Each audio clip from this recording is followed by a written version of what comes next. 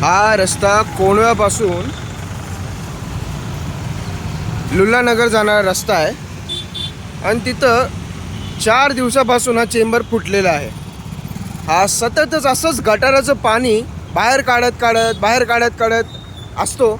नेहमी हा जमा होतो इकडं. इथं गाड्या जातात, इथलं लोक चालतात आणि हे गटाराचं पाणी अक्षरशः गढूळ घाण गटाराचं पाणी असं गाड्या उडवत जातात लोकांच्या अंगावर.